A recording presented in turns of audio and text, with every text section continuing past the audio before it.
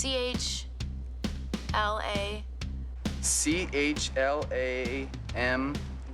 L-Y-M-I-D-I-A. Chlamydia? Chlamydia? Is that even close? Y-D-I-A. Am I right?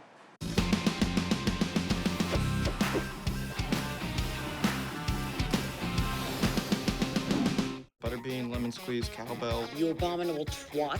Doesn't have the lady balls to tell her best friend. What? Very horror couture. What the hell is a lemon squeeze? It's like a backwards melon bag.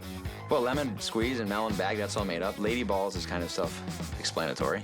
Backwards melon bag or like a lemon squeeze, like, you know, these sayings that she's supposed to, that aren't even real. I like making up words that sound like they're terrible because your head makes them sound worse than they are.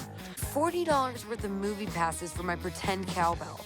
You totally lost your V card. You know, you call me bitch a lot, okay? It's not really a term of endearment. I want every detail. Now, shitface. I set out to write something with real teen dialogue. Drunk, what's up, bitches?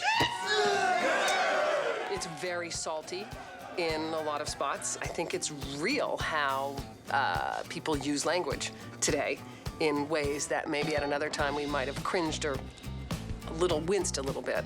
That today just seems to be part of the patter of the language. There's something about teen dialogue and teen angst to me that is hysterical. They were so overly dramatic about the smallest, tiniest things, but then, you know, you start really listening to it and hearing what's underneath. The accelerated velocity of terminological inexactitude. It's not afraid to be at once very crass and then sort of literary.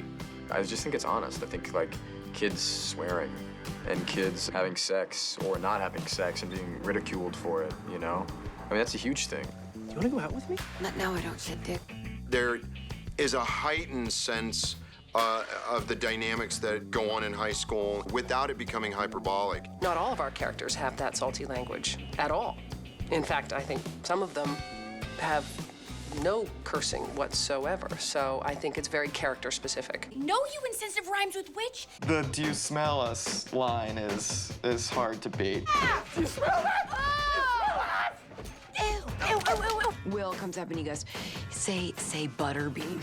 Like, I can't believe you gave me $20 for my imaginary butterbean. You know, whatever.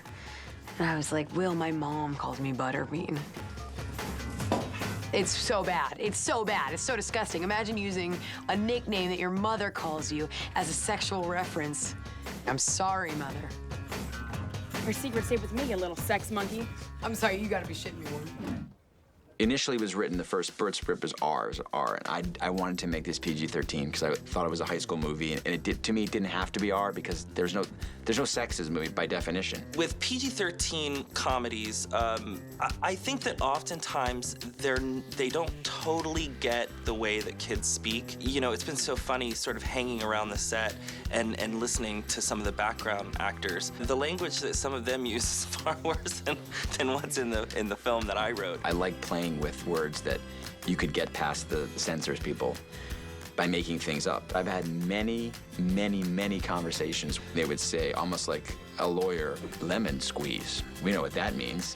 And I said, well, what does lemon squeeze mean? And they would give me the dirtiest, disgusting definition I could ever possibly make up for lemon squeeze. And I said, well, I just made it up, but you're sick. My name is an anagram for I love. What's an anagram? Look it up, big boy. The UrbanDictionary.com is the enemy of the filmmaker because if there's any word in there, they will go in there and type in lemon squeeze. And if there happens to be one person that put on lemon squeeze, you know, whatever, they say, I know what it is, it's that. This is foul. I know. So what I've done now is when I do something, I immediately go to Urban Dictionary and create a term. So when you put that in there, there's nothing they can say, and it's just silent. So go to Urban Dictionary, because you can type all these in. What's big? Okay. Big tits. That's my identifier? Yeah. Woohoo! Big tits!